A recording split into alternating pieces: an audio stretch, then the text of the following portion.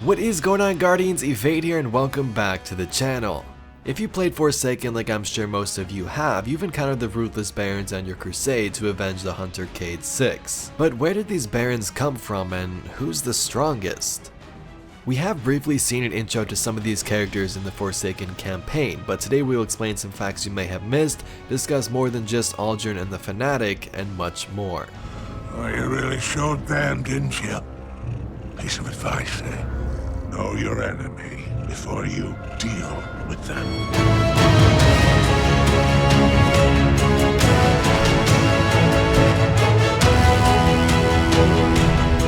So let's first begin with how the barons came to be.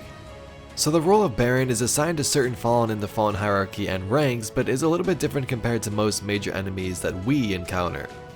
These barons are known as Fallen leaders who are not chained to prime servitors like archons and captains. So basically in those groups the captains would have their own squads, kind of like they got their dregs and vandals chasing them around, and they would lead groups, but they still had to report back to the archons and the top leadership. So archons would give the captains, vandals, and dregs, a little bit of ether, and they would control everything. But with the barons though, they aren't really tied to these restraints of the other groups like the captains. They are allowed to take in more ether, they are allowed to grow more stronger, and things like that. Now that isn't to say that some barons can't be captains, because most of them are, but the point is the rank, they have more authority there. In Destiny 1, we would occasionally come into contact with the Baron, like say on the moon or in other Fallen hideouts, but Destiny 2 took this to a whole new level with Forsaken. Now it's no surprise that the Fallen in Destiny 2 had been sort of suffering and struggling through their everyday lives. The whole reason the House of Dusk formed was because they had no choice. They were like, hey, we need to leave our old banners behind, become one race again so we can hang on to our species. Now when that did happen and all these Fallen merged as one, we're not sure what happened to some of these barons, but we do know that their ranks see various changes, like in their biology. For example, the dregs regrowing back their arms. They were docked to their arms before, and they weren't really allowed to grow them back, but now things are desperate and they're going to need those, so that's a big change we see out there in the wild. So you have side A, the Fallen that wanted to join this group, become the House of Dusk, and try to save their species. And then you have group B out there, who is the Fallen who are kind of against this idea. They don't like their species for doing this, they want to do things their own way, and that's where we get into this information with the Barons. So this Scorn army all began with a single group of dregs. Yeah, those things you kill all the time and they're everywhere, they began terrorizing the reef and came from the House of Exile. These new Fallen hated their own kind. They hated the way the current Fallen ran their houses, and that was the whole point of breaking off, to do this on their own and form their own people. We then learned that Cayde 6, Petra, and some others learned of this rogue threat out there in the wild and said that it had to be dealt with. This was described in the Varric's most loyal lore books.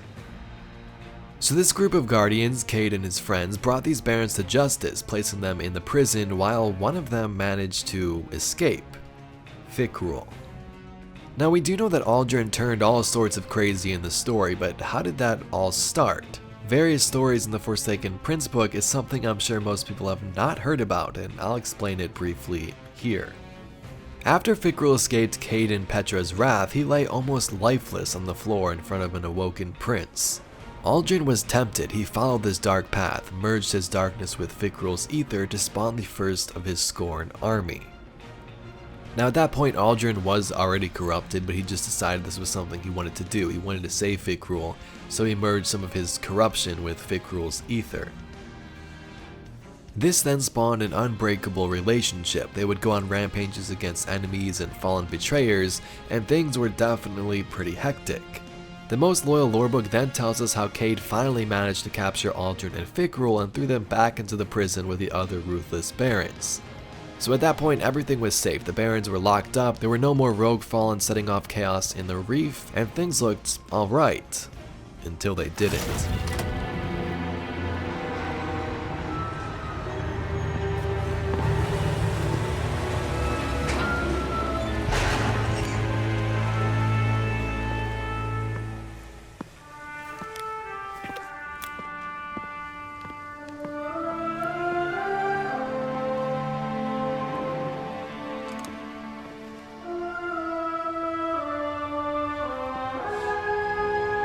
No, no, no, no! Cayde, he's gone! This isn't a prison riot. It's a prison break! Hey, tell Zavala and Ikora. The Vanguard is the best bet I ever lost.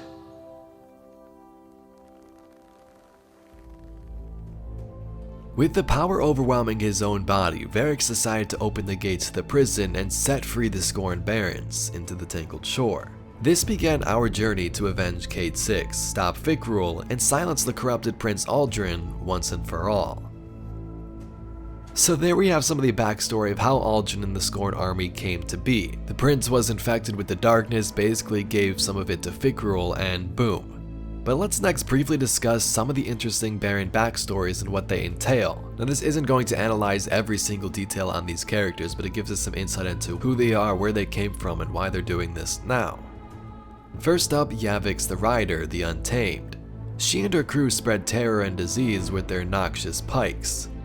Alycris, the Machinist. She used stolen Cabal telemetry and gravity traps to sabotage vessels, relieve them of their cargo, and haul the hulks back to their own shipyard chop shops. Pirha the Blind, the ghost of the Hellrise Cavern who haunted the Baron's territory with phantom decoys and ended all trespassers from the shadows. Rexus Vaughn, the Godslayer, the Hangman. He had secreted away the ether stores of his victims and driven the Barons and their followers into a frenzy with a tainted feast. Araxes the Wit, the Traitor, the Trickster, a mastermind, a liar, thief, and a backstabber. Canix Twofinger, the Mad Bomber. The dangers of the Reef had multiplied 100-fold with his mines hidden in every rock and dusty corner of the belt. And most disgusting of them all, Hirax, the Mindbender. This one found in the hive a way to infect the minds of the Elixni. Rexus Vaughn, the Hangman. A silent sadist used to dock the arms of dregs with his bare hands. Canix, the Mad Bomber, emphasis on mad. Demolitions expert with an irritating way about him. The Trickster, Araskis, a liar and a schemer. Friendly advice. Trust nothing she touches. Hyrax, the Mindbender, has a rep for manipulation, has a morbid obsession with the hive. Yavix, aka the Rider, the leader of a bombastic gang of pike-riding heathens. They sow chaos everywhere they ride. The Rifleman, Pirha, the only fallen alive who can make the shot that mortalized Cayde 6. Alycris, the Machinist, scourge of soulless dissent. This one sits atop a trove of tech, heavy armament stolen from me. The fanatic himself, Fick rule, the leader of the Barons and the first of the Scorn. His dark magic has no place on my shore. No place. Last, and most certainly least, Uldren Sov, traitor to his people, and the man who pulled the trigger. He may be in the wind, but his barons are ripe for the picking. Divide, conquer, isolate Uldren. He'll wind up at your feet, and all you have to do is pull the trigger. So that was just a brief backstory, but here's some cool and interesting facts about some of these specific Barons that go a little bit more in depth. First, the Hangman is responsible for destroying all the servitors in the House of Wolves.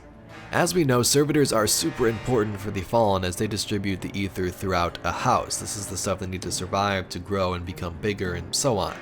But Rexes, the Hangman here, destroyed the last remaining servitors of the House of Wolves, which made them suffer extensively. Now the reason he did this was because he hated the servitors and the role they had in these fallen houses. So what he would do is kind of hold some of these servitors against their own will, drain this ether from them, and use it for himself and his fellow barons so they can become stronger and bigger. Next up we have the Rifleman. So the Rifleman is responsible for taking out Cayde 6's ghost in that Forsaken cinematic.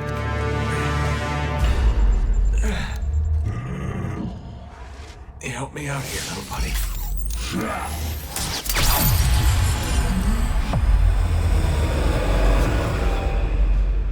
But something you may not have known is he also had a big part in various battles against the Awoken, as he took down many of their paladins. Lastly, we have the Mindbender, who is probably one of the coolest, in my opinion, at least lore-wise. Hyrax is interesting because he had relations with the Hive in the past.